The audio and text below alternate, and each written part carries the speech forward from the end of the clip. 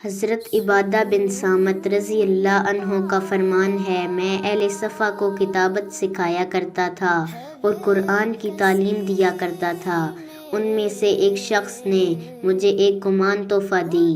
میں نے سوچا، ایک تو یہ مال نہیں ہے، دوسرے میں اس کو جہاد میں استعمال کروں گا، البتہ میں رسول اللہ صلی اللہ علیہ وآلہ وسلم کے پاس جا کر مسئلہ ضرور دریافت کروں گا۔